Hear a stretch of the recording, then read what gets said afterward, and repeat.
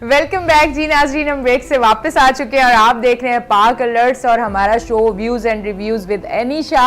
और आप तमाम देखने वालों को आज का शो जो है उससे एक तो चीज़ बड़ी अच्छी पता चल गई होगी। जिन लोगों को नहीं पता तो आपके साथ अगर इस तरह का केस हुआ है तो आप सिविल जो है कोर्ट उधर जाके अपना केस फाइल करें और उसके बाद ये तरीक़ेकार ये जो सारा जैन ने बताया इस तरह से होगा तो इंशाल्लाह आप जिस मुश्किल में और मुश्किल वक्त काट रहे हैं इंशाल्लाह अच्छा फल आप लोगों को मिलेगा। अच्छा, थोड़ा सा बिजनेस की तरफ अब थोड़ा सा फिर आते हैं कि आपके पास कैसे केसेस आते हैं जो अक्सर अमूमन बिजनेसमैन पार्टनरशिप पे या अकेले भी अगर करते हैं और लॉस में अगर चल जाए। कभी ऐसा भी होता है ना कि कारोबार में आपको कहते हैं नफ़ा नुकसान दोनों चीज़ें होती हैं और जब नुकसान भी होता है तो फिर वो दोनों पार्टनर पे होता है और फिर नफ़ा भी होता है तो वो दोनों पार्टनर पे होता है। कभी ऐसा होता है कि अगर आपको नुकसान हुआ है और उसके बाद मामलात ख़राब हो गए हैं, आपने दूसरे पार्टनर को चेक दिए हैं या आपने किसी और पार्टी को चेक दिए हैं, उस पर कोई कार्रवाई होगी, इस तरह के भी सिलसिले होते हैं?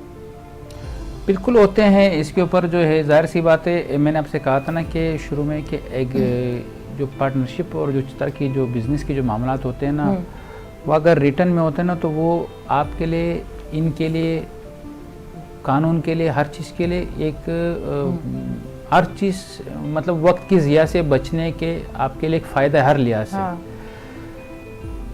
अच्छा, अब उसमें जाहिर सी बात है लोग चेक्स या इस तरह की इश्यूज वगैरह जो है वो इशू करवा देते हैं। अच्छा, डेफिनेटली ये है कि कोर्ट हमेशा इन चीज़ों को कंसिडर करती है। फर्स्ट ऑफ ऑल आपसे एक ही क्वेश्चन किया जाता है कि आपने ये चेक जो है ये आपने क्यों इशू किया। अच्छा, फर्स्ट ऑफ ऑल लेबिलिटी आपके पास ये होनी चाहिए कि आपने इस चीज़ को प्रूव करना है कि आया ये चेक मैंने किस पर्पस के लिए दिया था और ये किस पर्पस में यूज्ड हुआ है। तो इसके लिए इन चीज़ों को थोड़ा सा जो है एक रिकॉर्ड का हिस्सा लाना ज़रूरी होता है। अच्छा, ठीक है। अच्छा, अब मुझे ये बताइएगा कि ये जो चेक बाउंस होते हैं जो अमूमन हम लोग अपनी बिजनेसमैन पार्टियों को भी दे देते हैं कि भाई आपको ये चेक दे दिए हैं और फिर बाद में सिलसिला ऐसा बनता है कि फिर वो पैसे नहीं होते और वो चेक वो हो जाता है और उसके बाद फिर FIR होती है। उस हवाले से थोड़ा सा बताएं कि वो क्या चीज़ें होती है और उस पर क्या सज़ा और किस तरह से बेल और क्या क्या चीज़ें क्या क्या मामला होते हैं। अभी रिसेंटली मेरे पास इसी तरीके का मैटर चल रहा है वेस्ट के अंदर। दो पार्टीज है, एक पार्टी ने दूसरी पार्टी मेरे क्लाइंट के साथ बाकायदा एक एग्रीमेंट किया और एग्रीमेंट के तहत एक जगह उनको एक कारोबारी जगह थी उसके ऊपर इन्होंने बेच दिए थे। एक समय देखा जाए तो टिया बेच दिया।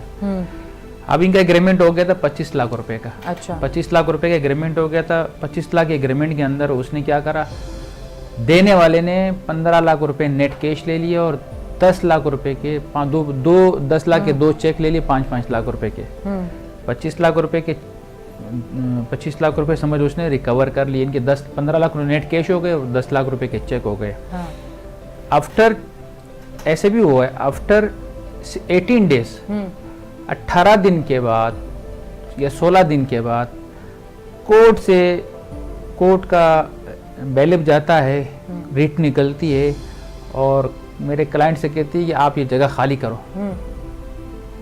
तो वो आगे से परेशान हो जाता है कि यार मैंने तो 16-18 दिन पहले जगह ली है और मैंने अभी तक 10 लाख रुपए मुझे देने हैं और अभी तक मैंने पैसे भी नहीं दिए और कोर्ट का बंदा आ गया और खाली भी करवा रहे हैं। इसको कहते हैं चीटिंग फ्रॉड।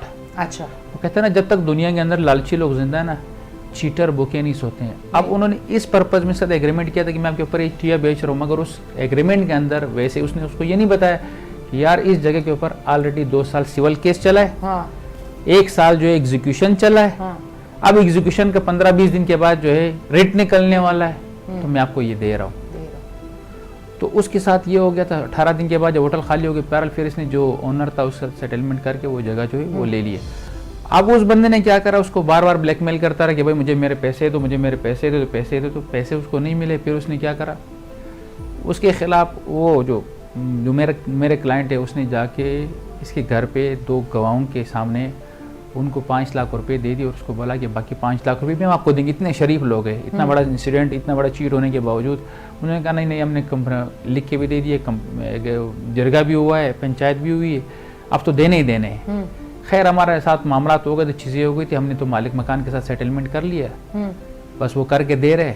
उसके बाद क्या हुआ, उन्होंने बोला भाई हमें वो चेक तो रिटर्न कर दे। बोला चेक जो है वो फलानी जगह पड़े हैं, मैं आपको दे दूंगा बाद में। फिर इसमें से 2-4 महीने गुजर गए, फिर 2-4 दफ़े इन्होंने फिर तकाजा किया यार वो चेक वगैरह दे दो, आपको तो हमने पैसे भी दे दिए तो आपके अकाउंट में आ गए। फिर मेरे क्लाइंट ने 1 लाख रुपए और अपने बैंक अपने अकाउंट से उसके अकाउंट में डाल दिए। तो समझ लो उनके पास जो है 25 लाख में से 21 लाख जा चुके हैं फ्रॉड होने के बावजूद, जगह छीन लेने के बावजूद, जगह भी छीन गई, सारी चीजें हो गई थी। उसके बाद ये हो गया तो 4 लाख रुपए जब उनके रह गए तो उसने क्या करा, इधर सिटी कोर्ट के अंदर जाके इसने FIR करवा दी 10 लाख रुपए। Oh my God. 10 लाख रुपए की चिटिंग फ्रॉड का 2 भाइयों के ऊपर चेक बाउंस की FIR हो गई थी। फिर दोनों की बार अल्हम्दुलिल्लाह मैंने बेले वगैरह करवा दिए। उसके बाद उसने क्या करा, सिविल सूट में समरी सूट फाइल कर दिए। अच्छा। वो समरी सूट में माशाल्लाह हमारे यहाँ भी तो ऐसा है ना कि बाज़ औक़ात ऐसे होता है ना कि वो एज पर डिज़ायर काम हो रहा था, एज पर ला नहीं हो रहा था। कोर्ट के अंदर कोर्ट ने हमसे कहा कि भाई आपने 10 लाख रुपए के चेक दिए हैं, आपने क्यों चेक इशू किए हैं, आप जो है बस इनके देनदार है, आपने उनको देने चाहिए, आप इनको दे दो।